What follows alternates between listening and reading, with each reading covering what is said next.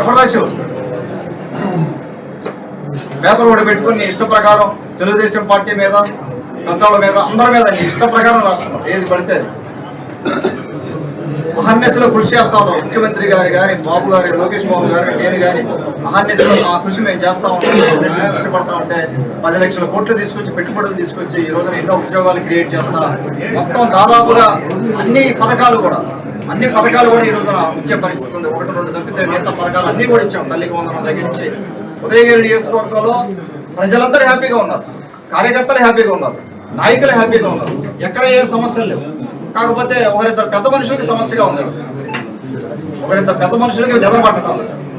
మరి ఉదయగిరి డెవలప్ అయిపోతుంది, కాకర్ల సురేష్ బాగా చేసుకుంటున్నాడు, ఏదో కెలకాలి అని చెప్పి నేను దాదాపుగా 4-5 సార్లు ఓపెన్ గా నేను చెప్పడం జరిగింది. ఎవరైనా కూడా నా దగ్గరికి తీసుకోవాలని చెప్పారు.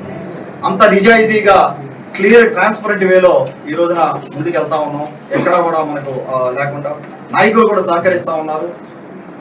రాబోయే రోజుల్లో కూడా ఇంకా బలమైన కార్యక్రమాలు చేసుకుంటూ మనం పార్టీని బలోపేతం చేసుకునే దానికి అవకాశం ఉంది. అక్కడ ఉదయగిరి నియోజకవర్గంలో మళ్ళీ 2029లో తెలుగుదేశం పార్టీ జెండా ఎగరేస్తాం. అందులో మొహమాటమే లేదు.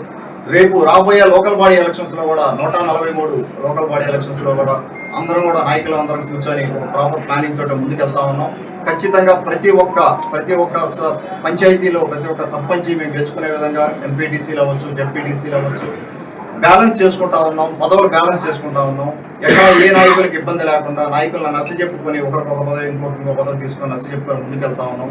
ఇంకా మనం చేసుకోవాల్సింది ఇంకా చాలా ఉంది. అధిష్టానం దృష్టి కూడా తీసుకెళ్తా ఉన్నాం. కొన్ని సమస్యలు ఇంకా మనం చేసుకోవాల్సింది కానీ డైరెక్టర్లు కానీ కొన్ని రావాల్సింది, అవి కూడా వారి దృష్టికి తీసుకెళ్తాం జరుగుతూ ఉంది.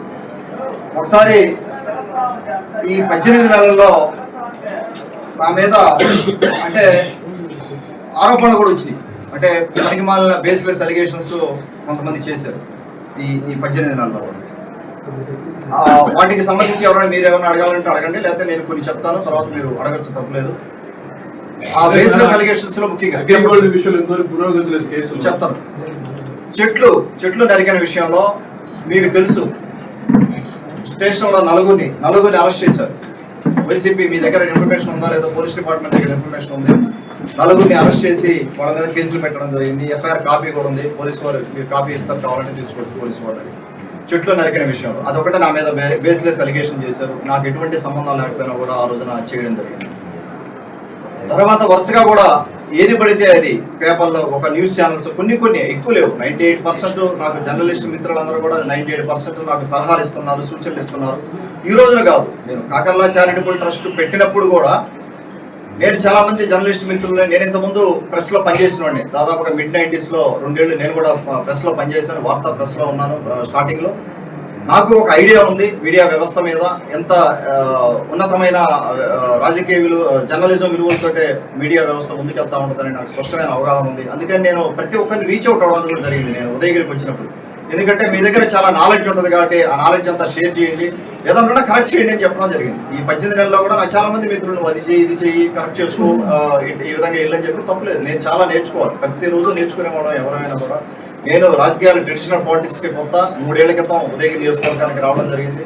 ఇందులో చాలా ఉంటాయి, తెలుసుకోవాల్సినవి చాలా ఉంటాయి. మొదటి 6 నెలలు కొంత కష్టపడ్డాను, నేర్చుకున్నాను. సిస్టమ్స్ గురించి నేర్చుకున్నాను, డిపార్ట్మెంట్స్ గురించి నేర్చుకున్నాను. ఎక్కడ సరిగా పనిచేయాలి, మనం ఎక్కడ నాయకులు సమన్వయం చేసుకోవాలనే ఉద్దేశంతో పనిచేయడం జరిగింది.